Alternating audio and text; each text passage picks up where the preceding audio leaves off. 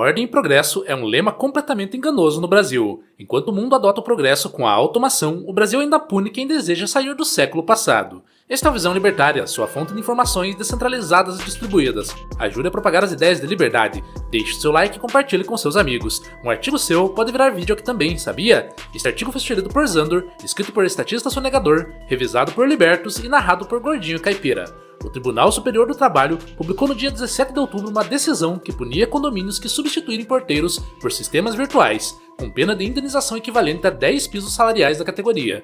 Traduzindo para o bom português, cada vez que um condomínio optar em eficiência tecnológica, terá que desembolsar cerca de R$20 mil por trabalhador dispensado. Tudo em nome da justiça social, da valorização do trabalho humano, entre outras expressões que soem nobres, mas na prática apenas mascaram o medo do progresso. O curioso é que essa decisão nasce em um país onde a produtividade já é risível. Mesmo assim, as instituições parecem determinadas a proteger um modelo de economia fossilizado, que prefere travar a inovação a enfrentar as consequências naturais da evolução tecnológica. Esse é o velho drama do Brasil pós-CLT, um país que ainda se comporta como se estivesse preso no século passado, resistindo a qualquer forma de modernização que ameaça estruturas corporativas. Enquanto o mundo avança em direção à eficiência, o Brasil se orgulha em defender empregos que só existem porque a automação eliminaria alguns empregos. O discurso estatal inverte os papéis e coloca o progresso como vilão, mesmo que esse, em última análise, sempre beneficie o trabalhador, que desfruta de mais eficiência, salários maiores e menos carga horária. Mas errados estamos nós, em falar de eficiência em um dos países mais improdutivos do mundo, muitas vezes não por falta de mão de obra qualificada, mas sim por leis populistas e sem sentido.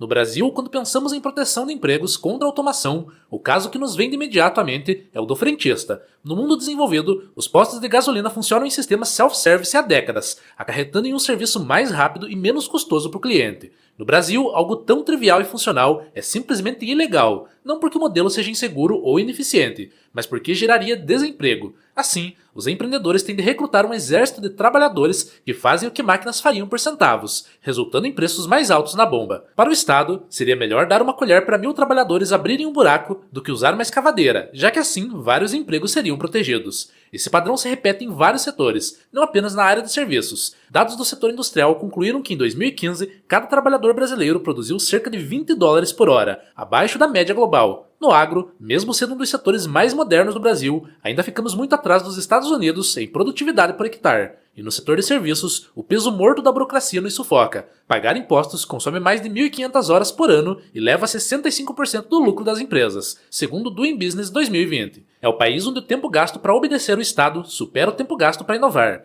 A logística também ilustra bem o problema. O Brasil gasta 11,6% do PIB em custos logísticos, contra 8,7% da média da OCDE. Um abismo de ineficiência. E não, isso não se deve à falta de automação isoladamente. É o próprio Estado que amarra a economia em correntes invisíveis, impostos altíssimos, regulações sufocantes, insegurança jurídica e encargos trabalhistas. Tendo em mente tudo o que foi dito anteriormente, o custo que arcamos para proteger os empregos fica bem caro, mas qual retorno a sociedade tem? Há alguma vantagem em proteger empregos que poderiam ser automatizados? Há décadas, intelectuais e economistas de esquerda tentam responder essas perguntas, sempre repetindo os mesmos argumentos contra a automação, mas quando os analisamos de perto, percebemos que não passam de espantalhos.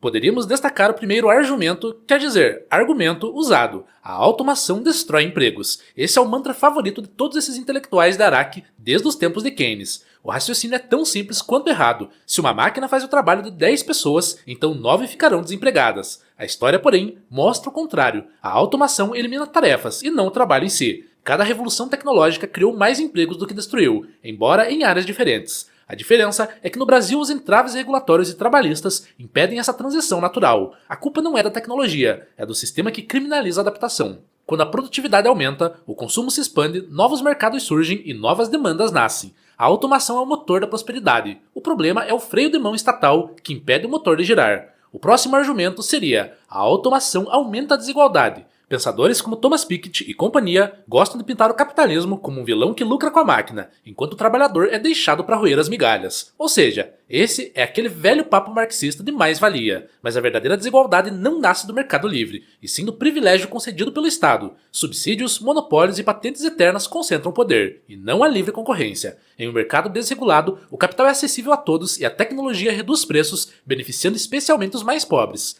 A automação democratiza o conforto e multiplica a abundância, a menos que o Estado interfira para impedir. Terceiro argumento da turminha: a automação desumaniza o trabalho. Essa é uma visão mais filosófica que tenta descredibilizar a automação em um nível moral. Segundo eles, se as máquinas assumem nossas tarefas, perderemos o sentido da vida. Esse é um argumento que você ouve muito saindo da boca do meio artístico para descredibilizar obras criadas completamente ou com assistência de IAs generativas. Ora, se a vida humana depende de bater ponto, talvez o problema não esteja nas máquinas, mas na forma como fomos condicionados. O trabalho não é um valor moral, é um meio para atingir fins desejados. Se a tecnologia nos liberta da labuta mecânica, ela nos devolve o tempo, o recurso mais precioso que existe. Tempo para criar, explorar, pensar, viver. A automação é, portanto, uma libertação e não uma ameaça.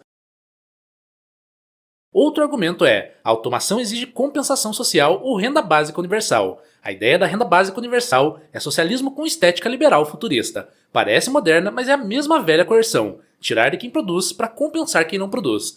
A justificativa é sempre nobre, mas o resultado é sempre o mesmo: dependência e apatia. O experimento finlandês de Olli Kangas, através do European Social Policy Network, mostrou isso claramente. O bem-estar subjetivo aumentou, mas o emprego e a produtividade permaneceram estagnados. O que o mercado resolve via inovação, o Estado destrói via coerção. Num sistema livre, a própria sociedade criaria mecanismos de transição, seguros privados, fundos de requalificação, previdência voluntária, tudo espontâneo, sem a necessidade de um leviatã distribuidor. O direito à propriedade é inviolável e nenhuma renda universal pode justificar o confisco travestido de bondade. E o último argumento: a automação ameaça a estabilidade social. O medo da instabilidade é o pretexto perfeito para justificar o imobilismo, mas um pouco de instabilidade é pagar o preço do progresso. Em mercados livres, o caos aparente é autorregulador, e a destruição criativa de Schumpeter é o que mantém a economia viva. As revoluções tecnológicas sempre criaram períodos de transição turbulenta, seguidos por eras de prosperidade. O problema é quando o Estado tenta conter o caos com amarras, congelando o movimento natural do mercado. Isso sim gera revolta e empobrecimento.